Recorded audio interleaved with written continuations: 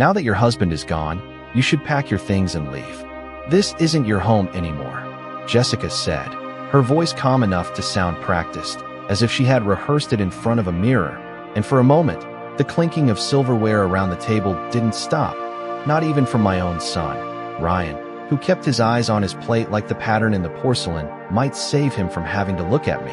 And I remember noticing the smallest details instead of reacting. The way the overhead light reflected off the polished wood, the way my glass of water had a thin ring of condensation slowly sliding down its side, the way my hands rested in my lap, still steady, even though something inside me had just shifted quietly out of place, because it wasn't the words alone that carried the weight, it was the silence that followed, the agreement in the room that no one dared to speak out loud.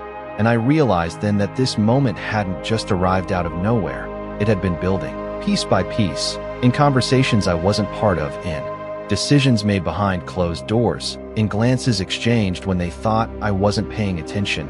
And I thought about the years I had spent in that house, the mornings I woke before sunrise to make breakfast, the holidays I hosted with care down to the smallest detail, the way I kept everything running even when my husband fell ill, how I sat beside him in the hospital for hours that turned into days, believing that when he was gone, at least the family we built would remain intact. But sitting there at that table, I understood something different, something colder, that the foundation I thought was solid had already been replaced beneath my feet, quietly, efficiently, without my consent. And yet I didn't argue. I didn't raise my voice, because there is a kind of dignity that only reveals itself in restraint, and I wasn't about to hand them the satisfaction of seeing me break.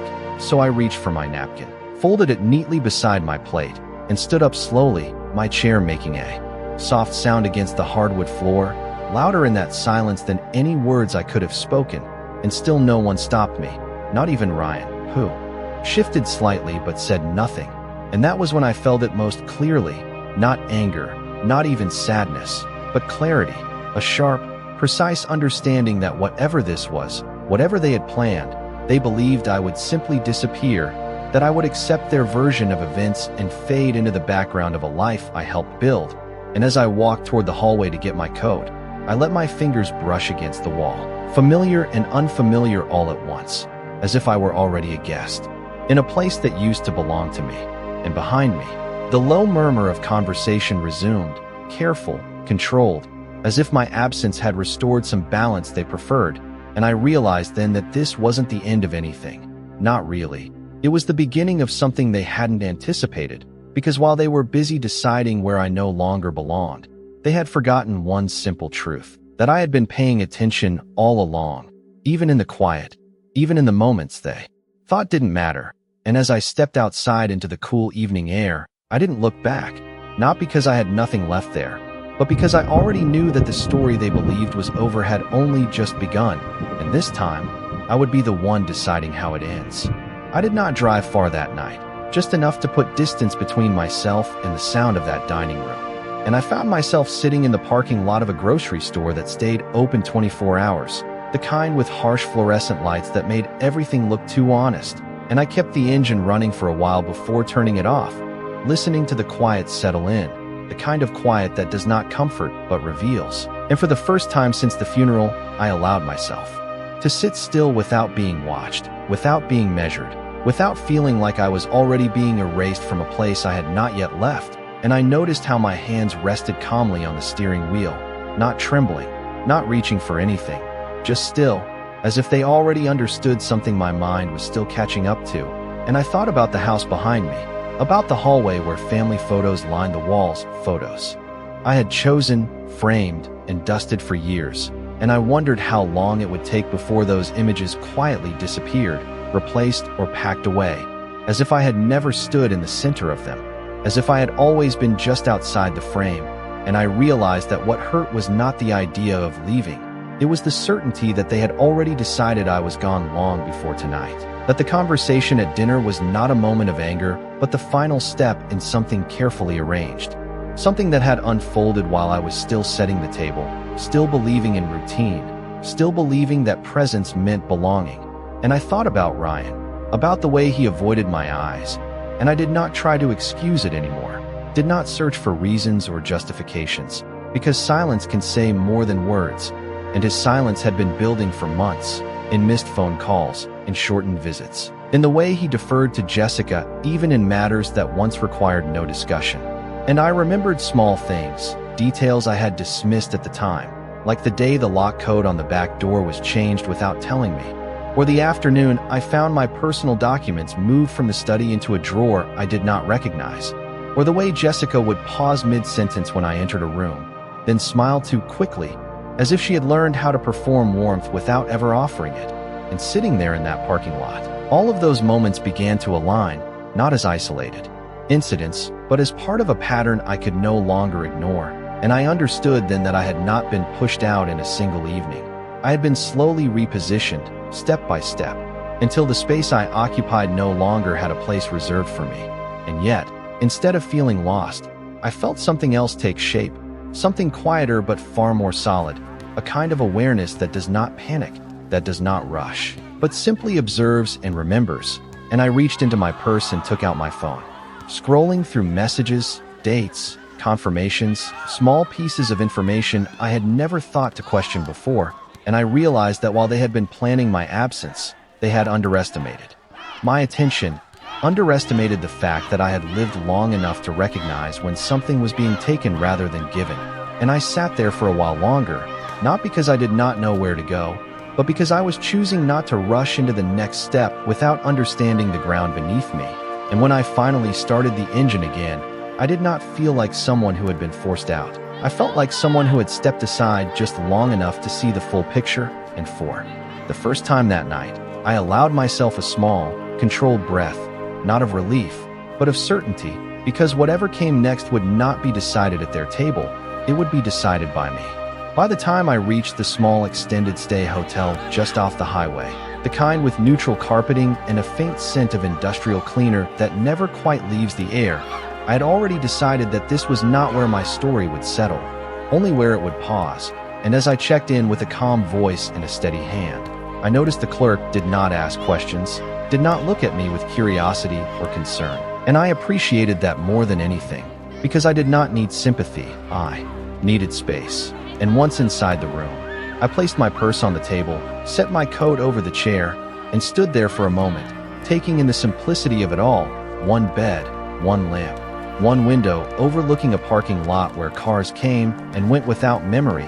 And I realized how little a person actually needs when everything unnecessary has been stripped away, and yet how much clarity that absence can bring. And I sat down slowly, not out of exhaustion but intention, as if grounding myself in a place that had no history attached to me. And I reached again for my phone, this time not to scroll aimlessly but to begin organizing what I already knew. And I opened my email, searching for documents, confirmations, anything tied to the house, to accounts, to ownership. And I was not searching out of panic. I was confirming something deeper, something that had been quietly forming in the back of my mind for months. And as I reviewed statements and dates, I began to see it more clearly. Not just the emotional distance, but the structural shifts, the way certain bills had been redirected, the way notifications I used to receive no longer came to me, the way my access had been reduced not suddenly but gradually, almost politely, as if someone had been careful not to alert me too soon. And I thought about the day Jessica insisted on helping organize the home office, how she smiled while suggesting a more efficient system, how Ryan agreed without hesitation, and how I had stepped aside, believing it was a gesture of support, not realizing it was a quiet transfer of control. And I remembered the signatures I had given on documents I trusted were routine, the reassurances that everything was simply being updated, streamlined, made easier for everyone. And sitting there in that dim hotel room, I allowed myself to revisit those moments without denial, without rewriting them into something kinder than they were. And I understood now that trust had been used not as a bond but as a tool. And yet, even with that realization, I did not feel defeated, because there is a difference between being deceived and remaining unaware, and I was no longer unaware, and that changed everything. And I opened a folder I had not looked at in years, one I kept not out of suspicion but habit, containing older records, original agreements, copies of documents that predated any recent changes. And as I compared them to what I was seeing now, The inconsistencies did not shout. They whispered, but they were there, precise and undeniable. And I felt that same quiet clarity return, stronger this time, not as a reaction but as a direction, and I leaned back slightly, letting the weight of the situation settle into something manageable, something I could work with rather than be overwhelmed by. And outside, a car door closed somewhere in the lot, followed by the brief hum of an engine starting. Ordinary sounds continuing without interruption, and I realized that the world does not pause for personal upheaval. It continues, steady and indifferent, and that steadiness, in a way, became an anchor, reminding me that I did not need to rush, did not need to confront anyone, tonight or tomorrow, because whatever had been set in motion could also be understood, piece by piece, and I would take the time to do exactly that. And as I turned off the lamp and let the room fall into a softer darkness, I did not feel displaced. I felt positioned, not where they had left me, but where I had chosen to stand next. Morning came without urgency, the kind of quiet, pale light that slips through thin hotel curtains and settles gently across unfamiliar furniture, and I woke not with confusion, but with a steady awareness of exactly where I was and why. And for a moment I remained still, listening to the soft hum of the air conditioning unit and the distant sound of traffic moving along the highway.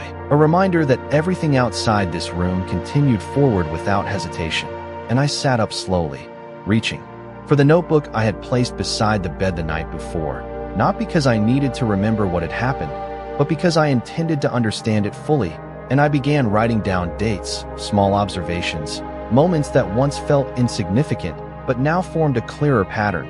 And as I wrote, I noticed how the timeline aligned with changes I had dismissed at the time, the gradual shift in who handled financial matters, the subtle redirection of communication, the increasing distance in conversations that used to feel effortless, and I did not rush through it.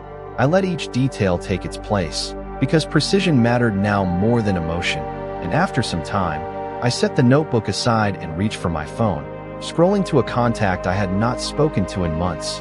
Not out of avoidance, but because there had been no reason until now, and I hesitated only briefly before pressing call, listening as it rang, once, twice, before a familiar voice answered, calm and professional, greeting me by name with the same steady tone I remembered, and I responded just as evenly, explaining that I needed to review certain documents, that I wanted clarity on changes made in recent months, and there was a pause on the other end, not of confusion, but of recognition, as if my request confirmed something already suspected, and the voice assured me that we could meet, that everything could be examined carefully.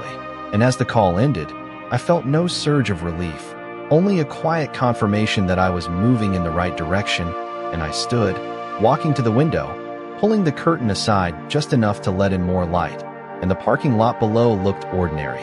Cars arranged in no particular order, people coming and going with their own concerns, unaware of the shift that had taken place in a life just one floor above them, and I realized that what mattered was not how quickly I responded to what had been done, but how clearly I understood it before taking the next step.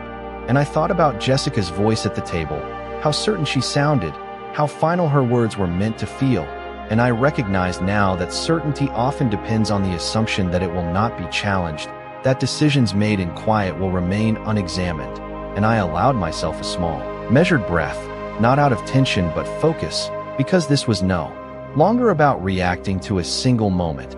It was about addressing everything that led to it, and I moved back toward the table, opening my bag to gather the documents I had brought with me, arranging them neatly, not out of habit alone but intention, each paper representing a piece of a larger picture that was beginning to come into view. And I understood that while they believed the outcome had already been decided, they had overlooked something essential.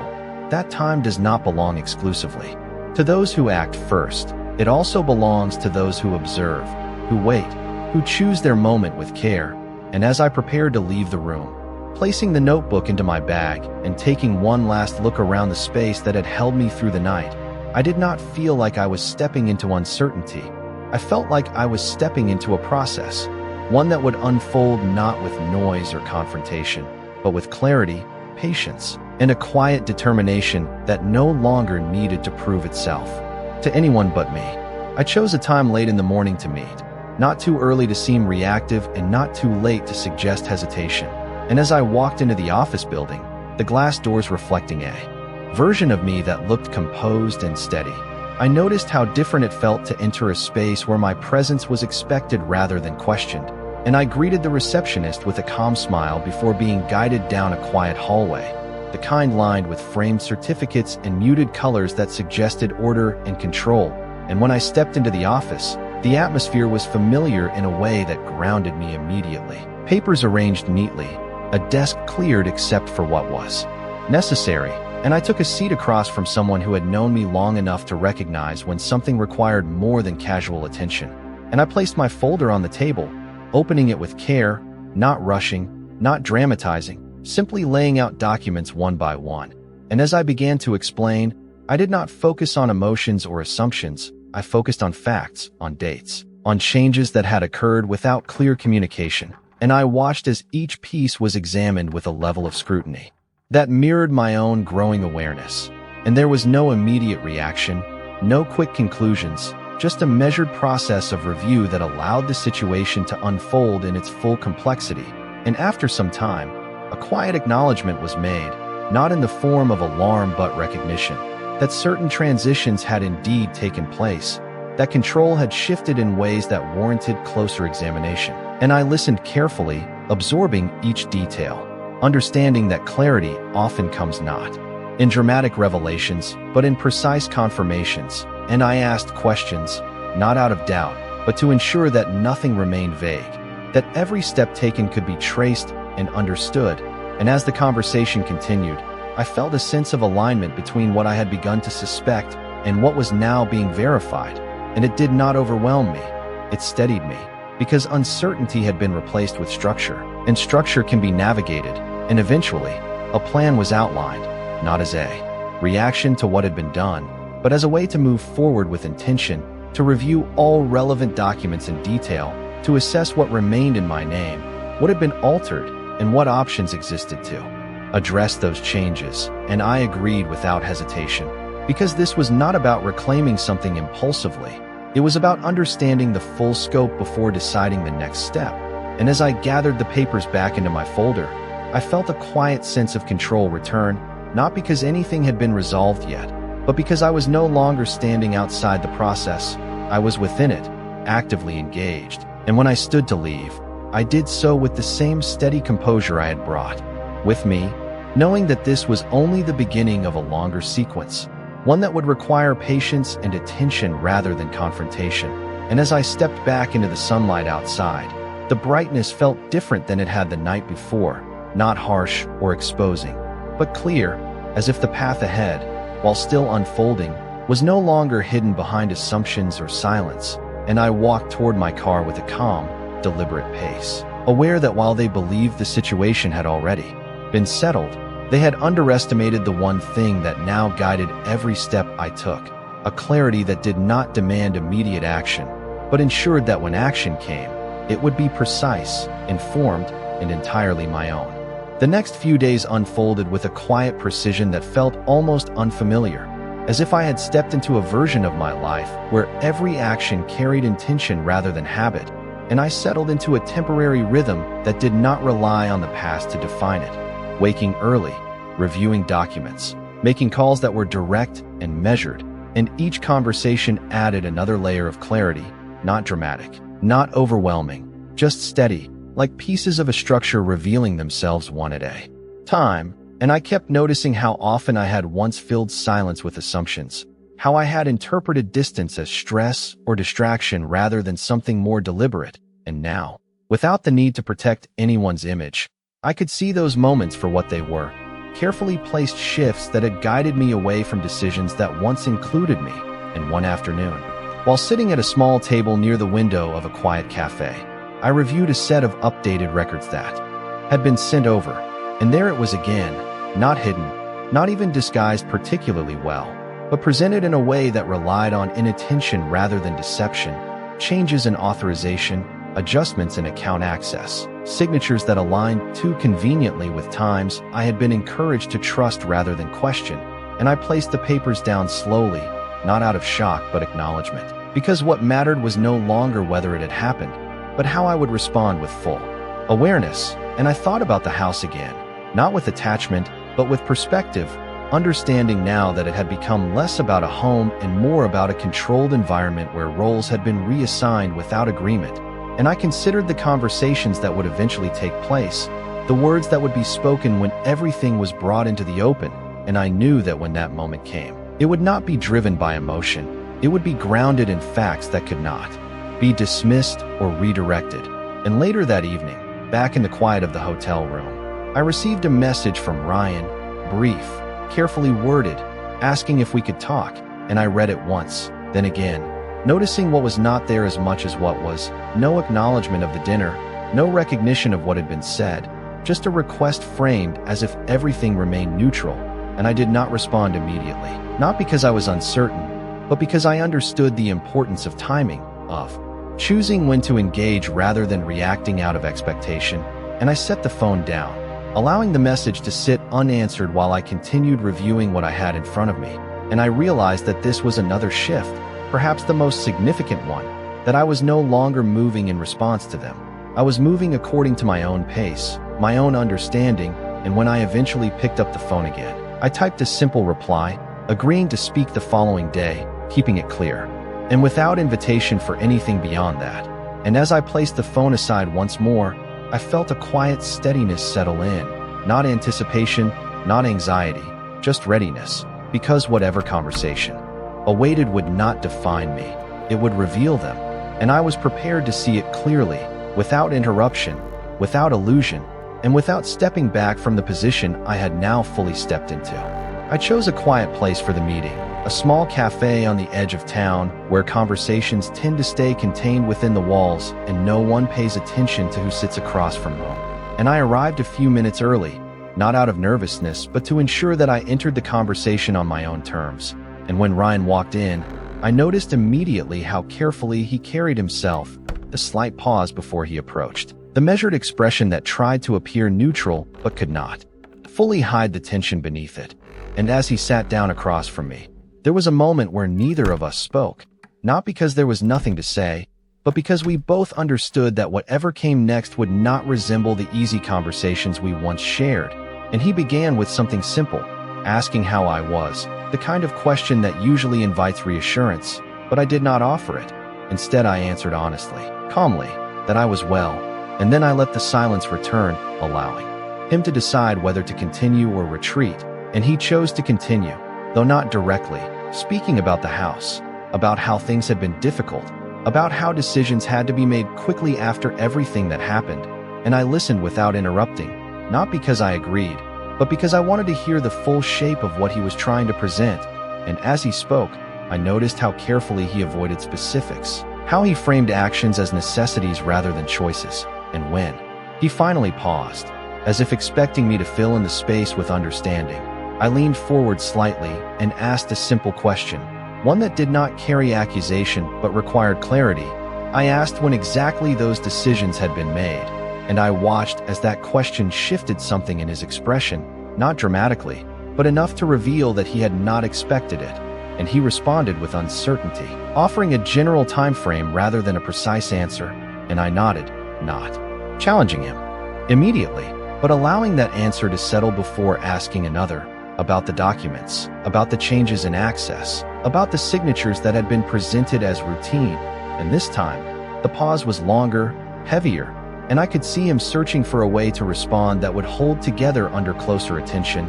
And it was in that moment that the dynamic between us changed, not through raised voices or confrontation, but through the quiet introduction of facts that could not be dismissed as misunderstanding.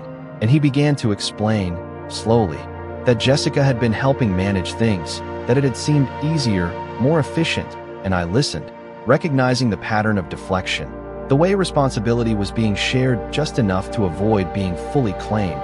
And when he finished, I did not argue.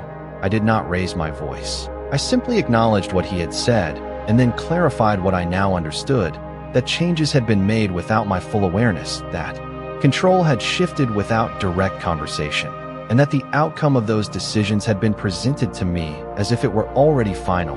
And as I spoke, I kept my tone even, my words precise, not because I needed to convince him, but because I needed him to hear the situation as it actually was, and I saw something shift again in his posture. A subtle recognition that the narrative he had relied on was no longer sufficient, and for a moment, neither of us spoke, the space between us, filled not with conflict, but with the weight of what had been brought into the open, and I realized then that this conversation was not about resolution, not yet. It was about acknowledgment, about making it clear that I was no longer outside the process, no longer unaware, and as I leaned back slightly, allowing the moment to settle, I understood that whatever came next would not be guided by what they had planned, but by what had now been fully seen, fully understood, and no longer left unspoken. We sat there for a few moments after the words had settled, and I could see Ryan processing what had just been laid out in front of him, not reacting with denial or anger, but with something quieter, something closer to realization. And it was in that stillness that I understood this was the point where everything shifted from assumption to accountability. And I did not rush to fill the silence.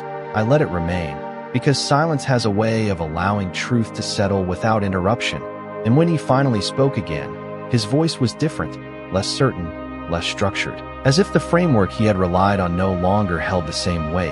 And he admitted that things may have moved too quickly, that he had trusted the process without fully examining it. And I listened, not to validate or dismiss, but to recognize the difference between explanation and responsibility. And when he finished, I responded calmly, not with accusation, but with clarity, explaining that what mattered now was not how it had happened, but how it would be addressed moving forward. And I could see that he understood the distinction, that this was no longer about revisiting decisions as if they could be undone by intention alone, but about acknowledging their impact and determining what came next with full awareness. And I told him that I had already begun reviewing everything in detail, that I was working with someone to ensure that all changes were fully understood and properly assessed. And I did not say this to create pressure, but to establish position, to make it clear that I was no longer operating from the outside. And as I spoke, I watched his reaction carefully, not for weakness, but for honesty. And there was a moment where he nodded, slowly, as if accepting something he had not expected to confront so directly. And the conversation shifted again, not toward resolution, but toward recognition, that whatever had been set in motion would now have to be examined in a way that could not be avoided or simplified. And I noticed how the environment around us remained unchanged. The quiet hum of conversation from other tables, the sound of cups being placed gently on saucers, ordinary. Life continuing without interruption. And it reminded me that even in moments that feel defining, the world does not pause. It simply moves alongside them, steady and indifferent. And I realized that I no longer needed anything from that moment beyond what it had already provided: clarity, acknowledgement, and a clear understanding of where I stood. And as I prepared to leave, I did not offer conclusions or expectations. I simply stated that there would be further steps, that everything would be addressed properly and in due time. And I stood, gathering my things with the same composure I had carried into the room. And Ryan remained seated for a moment longer, as if the weight of the conversation had not yet fully settled. And when I turned to walk away, I did not feel a sense of loss. I felt a sense of alignment, as if everything that had been unclear was now positioned exactly where it needed to be for the next phase to unfold. And as I stepped outside into the open air, the light felt steady, not harsh, not overwhelming, just present. And I took a slow breath, not out of relief, but out of readiness. Because whatever came next would not be shaped by what had been taken or assumed. It would be shaped by what was now fully understood. And for the first time since that evening at the table, I did not think about what I had lost. I thought about what I had regained, not a place, not a possession, but something far more essential, a clear and unwavering sense of direction that no one else could redefine for me.